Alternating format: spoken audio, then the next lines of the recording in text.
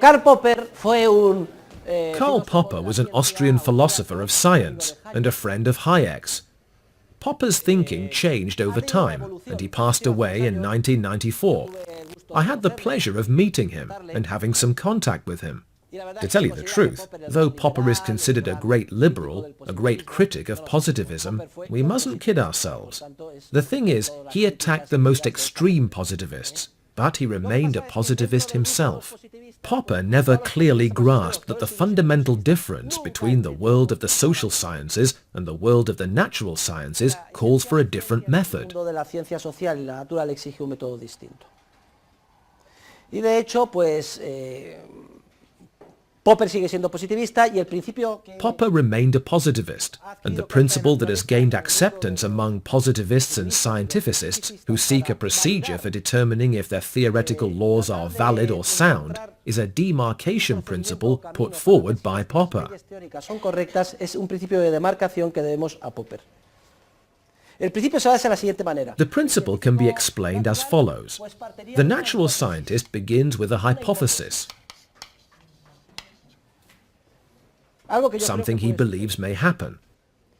Y entonces, lo que se trata Then he goes to the real world, through a laboratory experiment, etc., para ver si la realidad to see if the real world is consistent with his hypothesis. es conforme a la hipótesis. Si la realidad If the real world is consistent with his hypothesis, si es conforme, then he accepts the hypothesis, but tentatively. This idea of tentativeness is typical of Popper, and it's one of the least harmful ones. In short, if it seems to me that my hypothesis is confirmed in the real world around me, in the laboratory experiment, then I accept my hypothesis, my law, and I consider it valid. But, and this is important, only tentatively. I do not rule out the possibility that in the future another lab experiment, another discovery, etc. may refute my hypothesis, because it is inconsistent with new findings. If my hypothesis is inconsistent with new findings, I consider it refuted.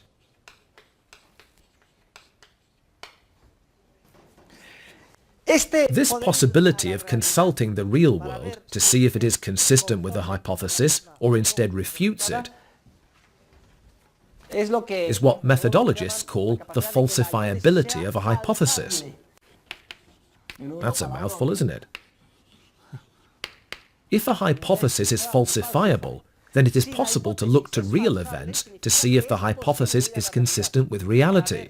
And if it is, then the hypothesis is accepted as valid, but only tentatively. If it is not consistent with reality, the hypothesis is not accepted. This is called the Falsifiability Criterion, and it is what would determine whether or not a hypothesis is scientific. Therefore, only falsifiable hypotheses, only hypotheses that can be tested in the real world to see if the real world validates them or not, are considered scientific. So, those hypotheses that are not falsifiable are considered unscientific. No son científicas. Y la falsación, falsification consists precisely of empirical testing. empírica, es decir, That is, of seeing if real events confirm the hypothesis or not.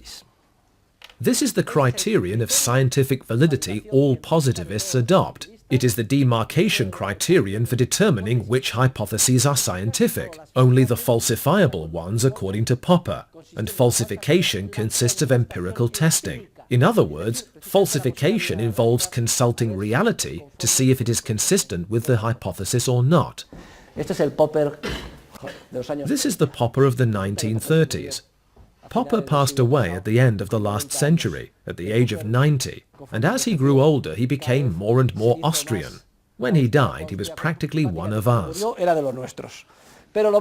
Unfortunately, the seed he planted when he was young is the one that spread throughout the world, and the scientificists used it.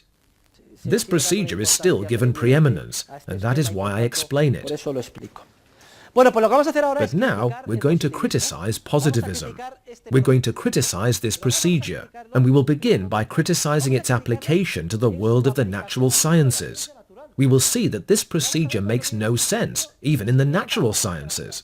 And next Tuesday, we'll find it a very easy task indeed to show it makes no sense in economics. So, our criticism of positivism is as follows. Positivists are guilty of two insoluble logical contradictions. First, the criteria of verification or falsification, like the one I have just explained, are not verifiable or falsifiable in themselves. Therefore, according to Popper's own framework, since none of this is falsifiable, since we can't look to real events to see if the only scientific hypotheses are those that can be falsified based on real events, since this principle is itself completely unfalsifiable, then according to positivists themselves, it's metaphysical, that is, invalid, simply pulled out of a hat. Do you remember how we threw determinism back at determinists? Well, now I'm throwing the principle of falsification back at positivists. Hey, buddy, explain your own principle to yourself. Can you look to real events to see if only falsifiable hypotheses are scientific? No. Then according to you yourself, I didn't say it, everything you've said is pure metaphysics and of no scientific value. Second, and furthermore, to falsify a supposedly scientific proposition or a hypothesis, we must go to the real world, to see if real events validate or refute the hypothesis. And that requires us to make sense of the real world, to understand it. And there is no way we can possibly understand the real world if we don't already have a theoretical hypothesis that is true. So, I'd like to see you solve that problem. But let's leave natural scientists and their methodological problems alone. It's up to them how they deal with them. We are economists and social scientists, and from the perspective of social science, there are 4 further reasons it is impossible to apply this framework of scientific validation in our discipline. We'll discuss them next Tuesday.